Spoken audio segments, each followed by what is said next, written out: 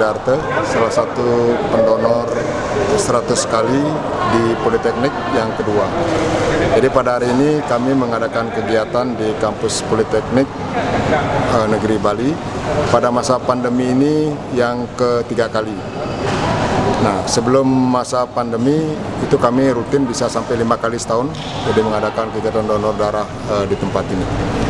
Sedangkan secara pribadi, jadi saya donor dari mahasiswa, jadi tahun 89 mengawali donor darah, dan sekarang sudah yang ke 125 kali pada tanggal 6 Juli kemarin ini. Jadi pada awalnya donor di kampus, sudah menyatakan secara rutin donor, karena pada saat itu informasi donor itu sangat sulit didapatkan, sehingga saya donor itu keliling. Jadi bulan Januari saya donor ke alma mater saya di SMA 3 Denpasar, bulan Juli sering donor di ISI, sudah yang lainnya kadang-kadang ke rumah sakit di unit transfusi darah. Dan itu setelah saya di kampus Poltek tahun 92 Oktober saya menjadi staf di kampus Poltek. Saya mengkoordinir kegiatan donor ini untuk secara rutin. Karena pada dulu itu hanya donor paling ulang tahun, jadi sekitar September Oktober. Nah, setelah saya di sini itu saya rintis dari tahun 2003. Jadi merayu kawan-kawan dosen, staf dan mahasiswa. Dan yang secara rutin mengikuti donor itu sekarang sudah 55 kali dia donor, salah satu dosen di jurusan pariwisata. Dan ada beberapa pegawai yang sudah 35 kali. Sedangkan mahasiswa, karena mahasiswanya sudah berganti, 3 tahun, 4 tahun dia tamat. Tapi kami punya target untuk anak-anak Poltek biar bisa keluar dari tamat di kampus mendapatkan piagam donor 10 kali dari PMI. Dan syukur sudah ada 2 orang alumninya sudah mendapatkan, karena dia rutin persis dari masuk di kampus sampai dia tamat, kebetulan diploma 4 dia bisa tembus 10 kali. Tetapi konsep kami dari Perhimpunan Donor Darah Indonesia Provinsi Bali dan kampus jadi menyatakan ingin menggait pendonor-pendonor muda di kampus, dan itu tercapai setiap kegiatan. Hampir 40% itu pendonor muda.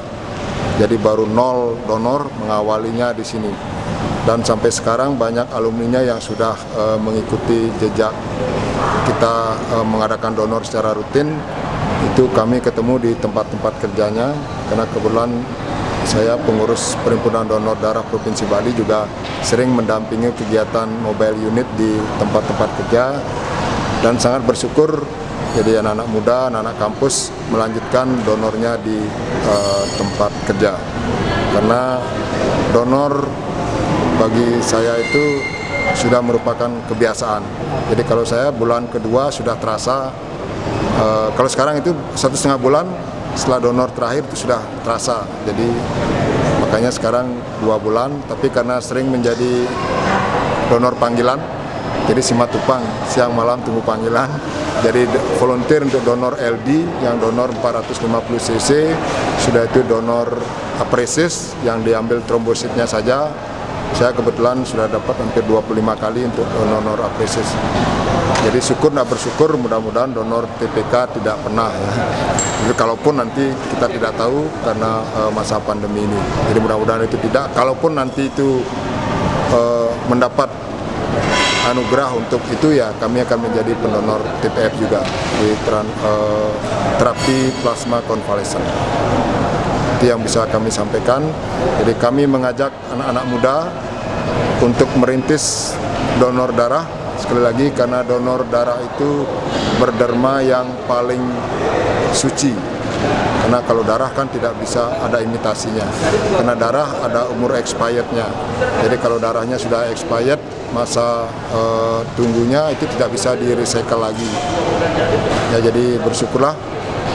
Nah, padahal yang belum diketahui adalah secara ekonomis orang berdonor itu mendapatkan keuntungan secara tidak langsung sebenarnya.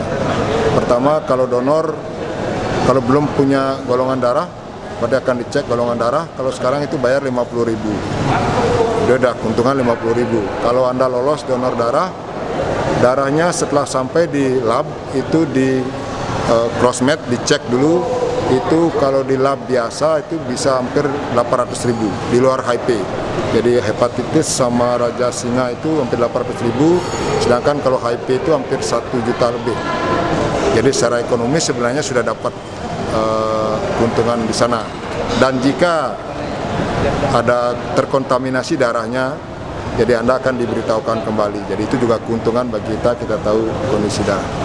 Jadi prinsip saya, donor darah adalah kebutuhan, sudah menjadi kebutuhan saya, dan saya sekeluarga juga sudah menularkan kepada anak-anak saya sendiri, walaupun menunggu 2 tahun baru lolos karena hambatan HB dan tensi. Jadi karena pola hidupnya yang bergadang dan sebagainya, sehingga secara tidak langsung kami bisa mendidik anak untuk pola hidupnya untuk sehat karena akan berdonor darah.